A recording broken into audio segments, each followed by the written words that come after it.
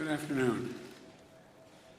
Last week I laid out what we need to do to beat the COVID-19 pandemic and the challenges posed by the Delta variant. This is a very different variant than what we've dealt with previously. It's highly transmissible and it's causing a new wave of cases. It accounts for over 80% of all COVID-19 cases in the United States today. Experts tell us that we're going to see these cases rise in the weeks ahead, a largely preventable tragedy that will get worse before it gets better. What's different about this surge from previous ones is we have the tools to prevent this rise in cases from shutting down our businesses, our schools, our society, as we saw what happened last year.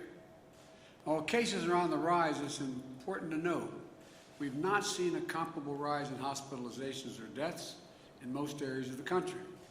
That's because 165 million Americans are fully vaccinated, including 80% of the most vulnerable Americans, our seniors. The best line of defense against the Delta virus is the vaccine. It's as simple as that, period. The vaccine. I want to be crystal clear about what's happening in the country. We have a pandemic of the unvaccinated. Now, I know there's a lot of misinformation out there, so here are the facts. If you're vaccinated, you are highly unlikely to get COVID-19.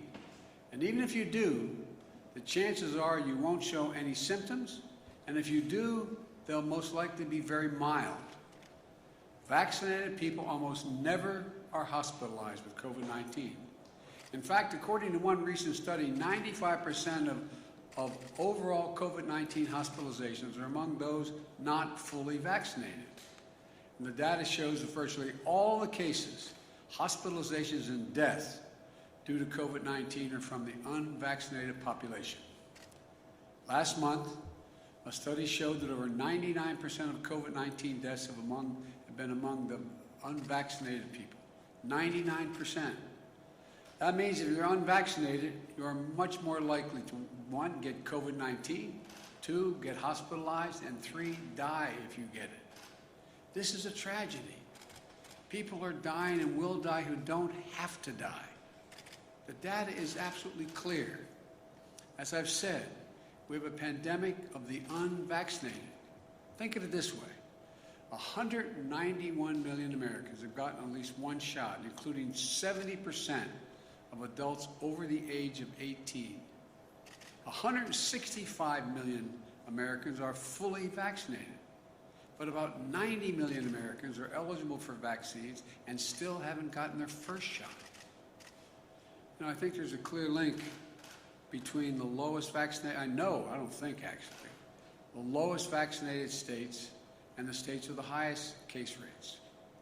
This past week, the most vaccinated state in America, Vermont, has seen just 5 new cases, 5 per day of COVID-19 for every 100,000 people who live in that state. That means on any given day, only 30 people in the entire state of Vermont got COVID-19. Nearby Maine, which has vaccinated almost 80% of their adults, has seen just 6 new cases per 100,000. But the state with the lowest vaccination rates are seeing 10 to 20 times as many new cases per 100,000 people. It's moving like wildfire through the unvaccinated community. And it's heartbreaking, particularly because it's preventable. That's why we're doing everything we can to get more people vaccinated. And we're seeing real results. In the past 2 weeks, we've seen a 55% increase in the average number of new people getting vaccinated every day. In the last 7 days alone, nearly 3 million Americans have gotten their first shot. That's the highest 7-day total in a month. Importantly, over the past 2 weeks, the 8 states with the highest current case rates have seen a doubling of the number of people newly vaccinated each day. The message is getting through, apparently. Louisiana has seen a 212% increase in the average number of newly vaccinated people in that state per day, going from 3,600 to over 11,000 people vaccinated per day. Arkansas is up 99%. Mississippi is up 125%. Alabama is up 186%, going from 3,200 to 9,150 people vaccinated per day. This will make a big difference. These are encouraging signs. We have to continue our aggressive efforts to vaccinate the unvaccinated. Last week, I announced additional steps to incentivize Americans to get vaccinated, including calling on states to offer $100 for anyone willing to step up and get a vaccination shot. You know, and already Minnesota and New Mexico have done that. North Carolina announced its $100 incentive today. Places that have offered the $100. That'd be really good. I'd go back and get vaccinated 3 times. But all kidding aside, offered the $100 to get vaccination have seen an uptick of 25% in daily vaccination rates. We also announced that small and medium-sized businesses will be fully reimbursed for offering paid time off for their employees to get vaccinated, and for them to take a child or a parent to get vaccinated. And I announced some tough, sometimes unpopular steps to keep people safe and our economy strong.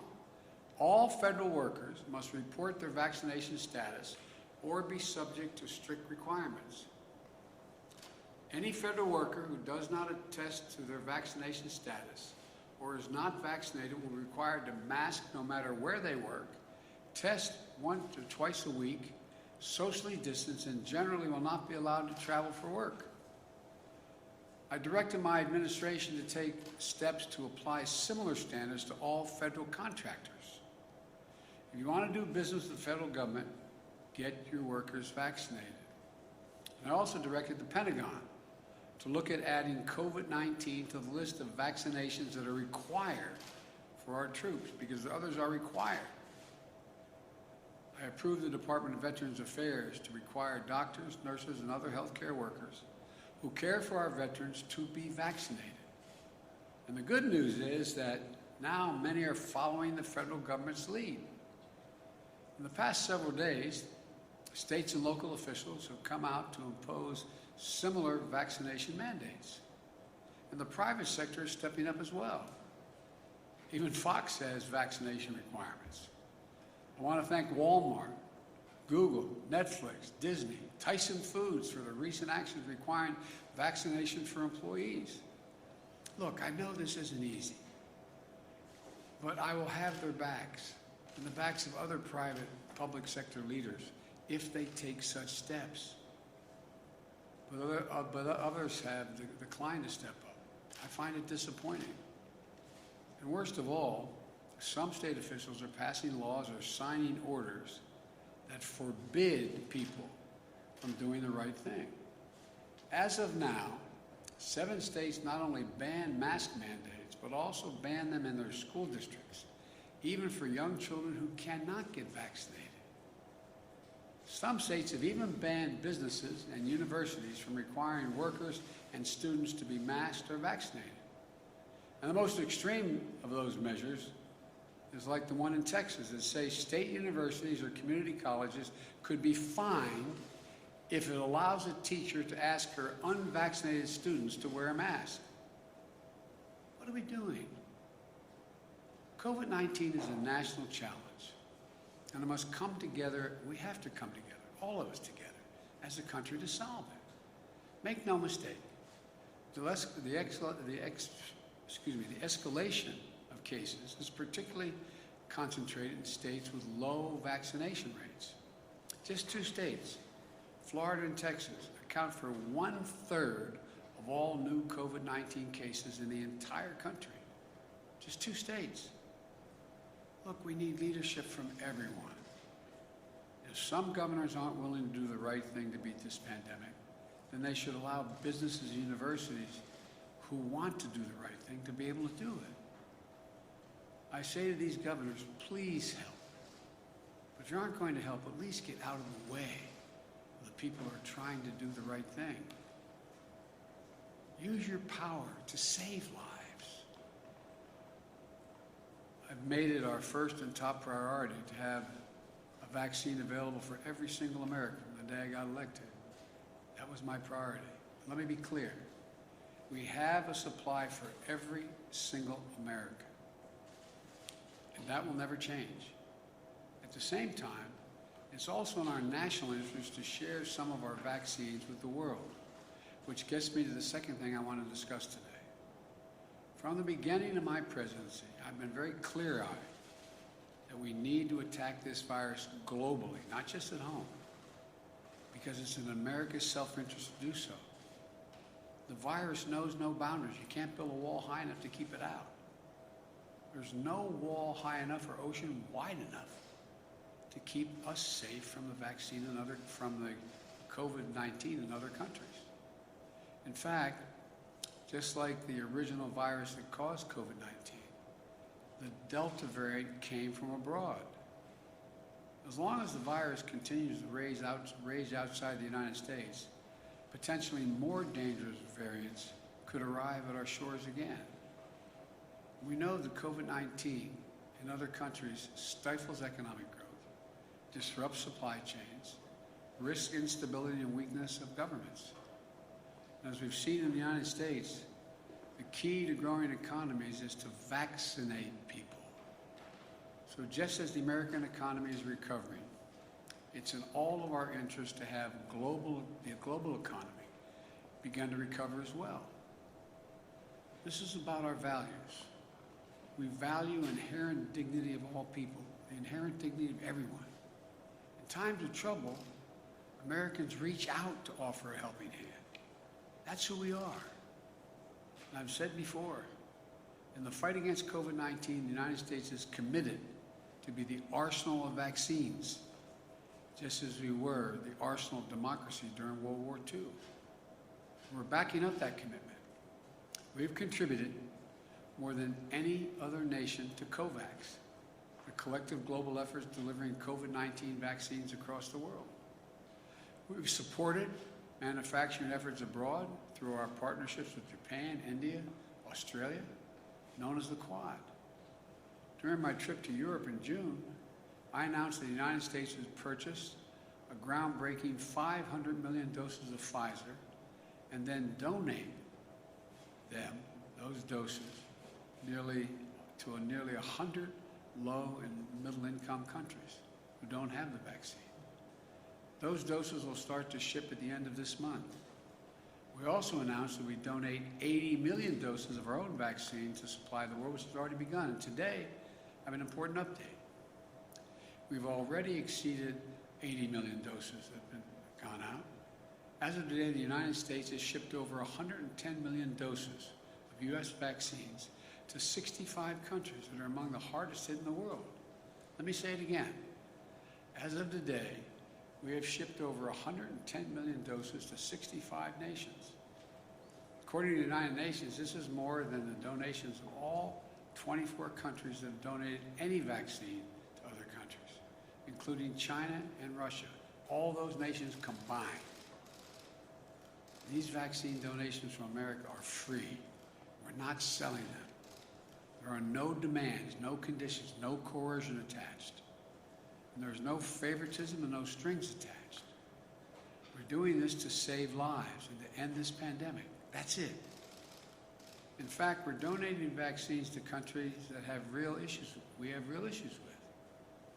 And we'll continue to give tens of millions of the doses away across the summer and work to increase U.S. manufacturing of vaccines around the world as well. And it's not just vaccines. We're continuing to provide countries in need with more testing, protective equipment, and personnel to stem the surge of the virus. We've done it in India and elsewhere. Let me close with this. I've said before, in the race for the 21st century between democracy and autocracies, we need to prove that democracies can deliver. And the democracies of the world are looking to America to lead again in two ways. First, to demonstrate we can control this virus at home. And second, to show we can help address it around the world. Vaccinate America and help vaccinate the world. That's how we're about to beat this thing. We're always going to have enough doses for every American who wants one. Our work in donating vaccines to the world is about America following through on our promises and delivering what we say we'll deliver. It's showing how American science and technology, American business and academia, and our government can all work together. Above all, it's proving democracies can deliver. And yet again, that America is back leading the world, not by the example of our power, but by the power of our example. We still have a lot of work to do. So if you're unvaccinated, please, please, please get the shot. But just don't take it from me. Just read the news. Listen to the voices of the unvaccinated patients in the hospital. They're spending the most powerful message to their families and everyone around the world. A powerful message to everybody. As they're lying in bed, many dying from COVID-19, they're asking, Doc, can I get the vaccine? The doctors have to look in the eye and say, no, sorry, too late. Right now, too many people are dying, or watching a loved one dying and saying, if I just got vaccinated. If I just. Folks, this isn't about politics. The virus doesn't care if you're a Democrat or Republican. This is about life and death. Life and death. I can't say it any more plainly than this. A vaccine saves lives, and it could save yours or your child's.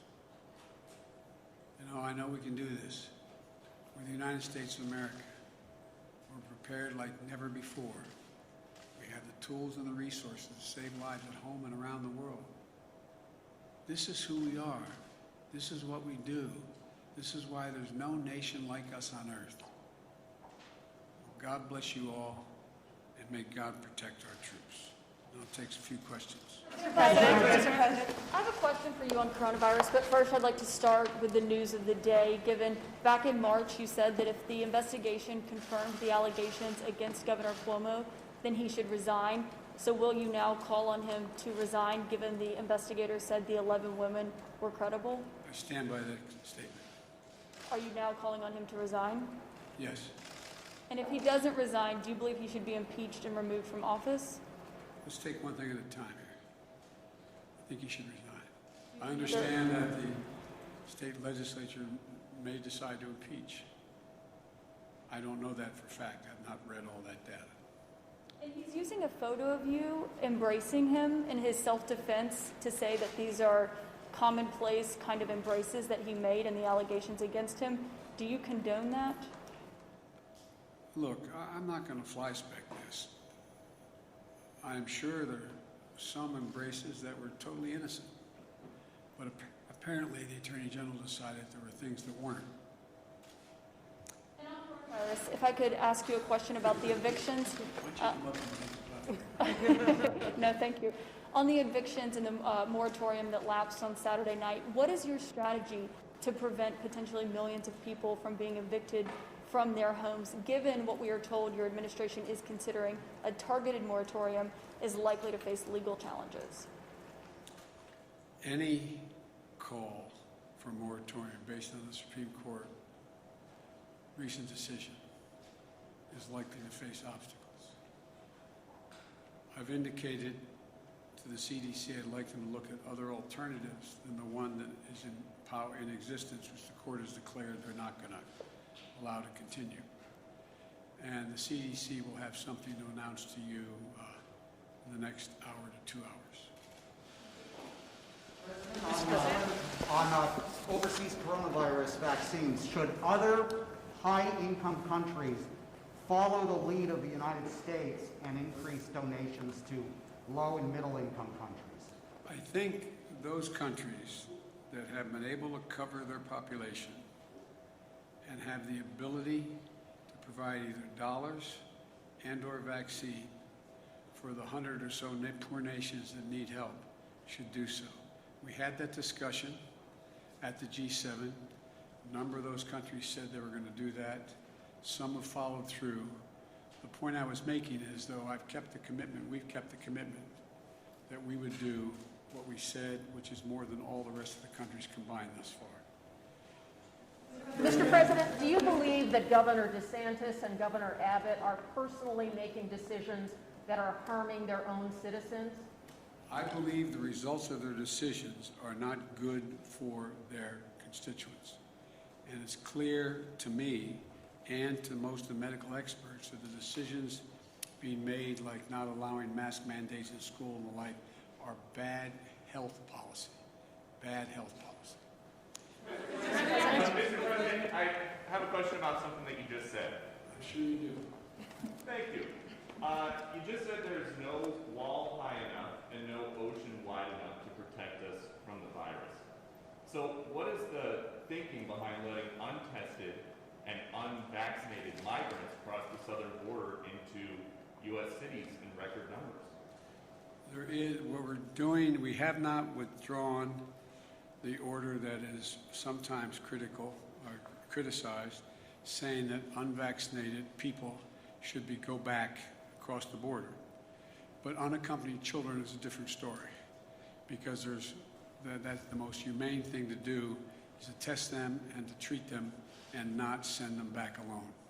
Follow-up would be Mr. President. Mr.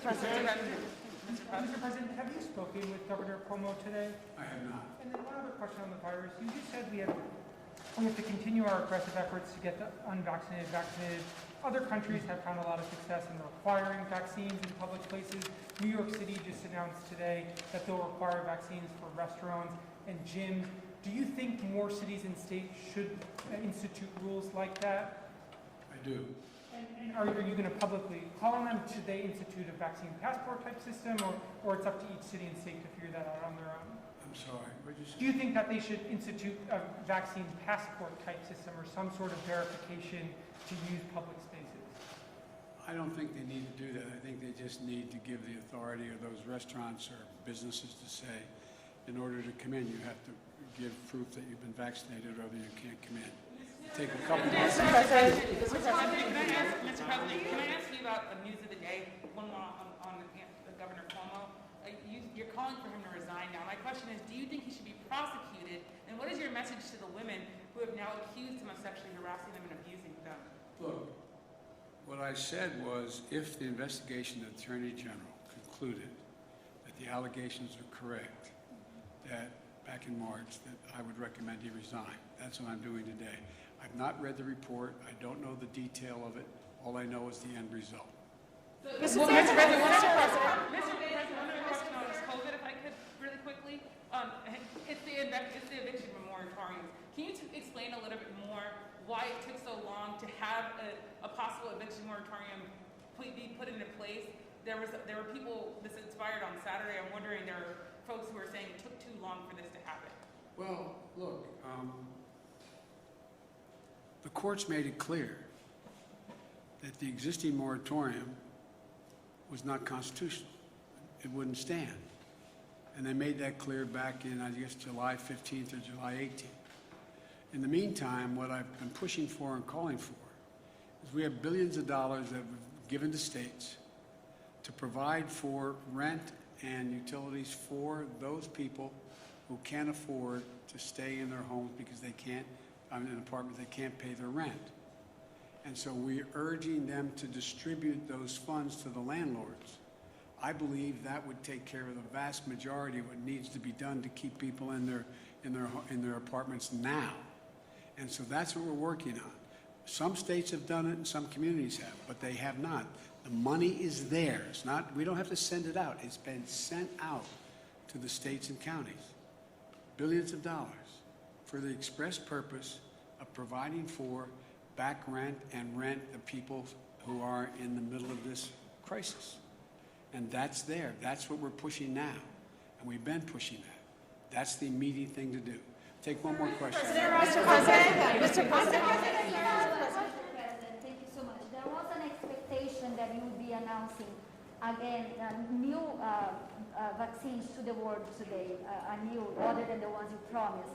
Are you ready to send more vaccines to the world? And there is a delegation from the White House going to Brazil tomorrow.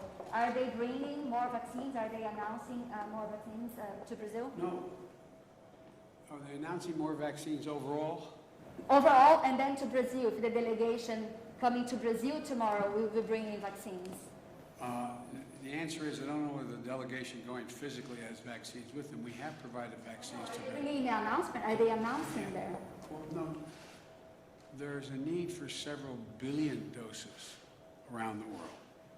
We have committed to over 500 million doses, and we're trying to provide for more and provide for the capacity of countries like India to be able to produce the vaccine themselves.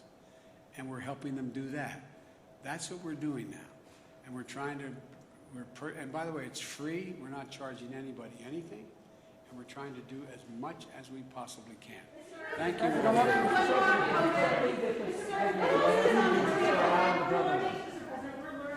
administration is about to announce a new partial eviction moratorium, COVID-related. Can you tell us any more about that, and are you sure it's going to pass Supreme Court muster? The answer is twofold. One, I've sought out constitutional scholars to determine what is the best possibility that would come from executive action or the CDC's judgment. What could they do that was most likely to pass muster constitutionally? The bulk of the constitutional scholarship says that it's not likely to pass constitutional muster, number one. But there are several key scholars who think that it may, and it's worth the effort. But the present, you could not, the court's already ruled on the present eviction moratorium. So I think what you're going to see, and I want to make it clear. I told you I would not tell the Justice Department or the medical experts, the scientists, what they should say or do.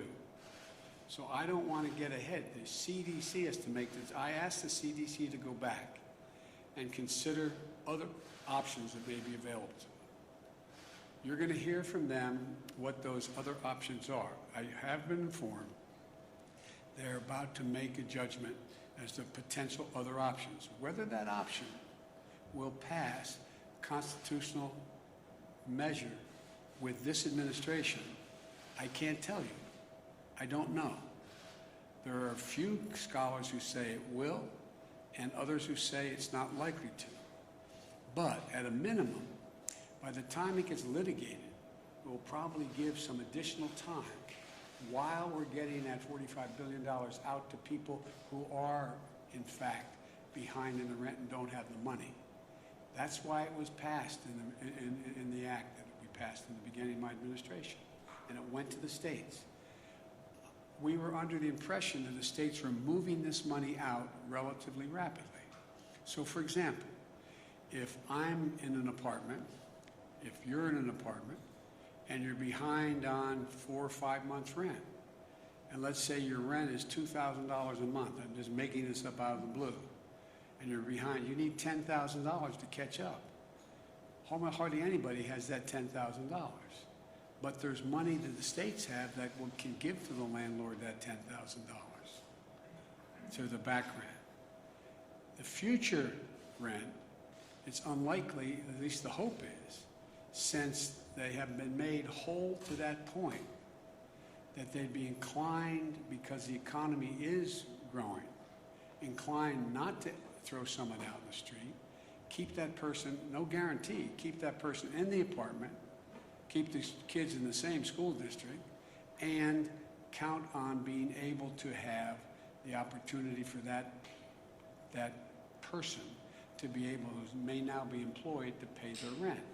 But in the meantime, I've asked that, is there any safety valve we can put in? And it's the one I explained to you.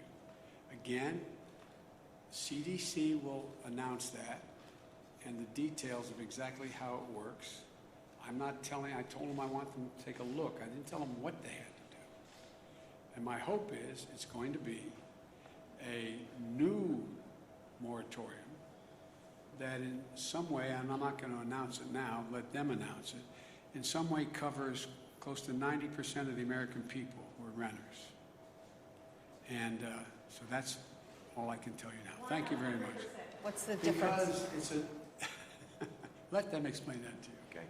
I don't want to get too far. Thank you. President, is COVAX doing enough to get shots in arms?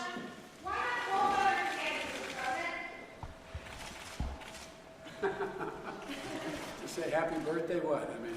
To deliver the message that he seems to be delivering. He knows the message. He knows the message. We had a little discussion when I was down there. He knows the message. He's What are you decided. planning on that discussion? See you all later.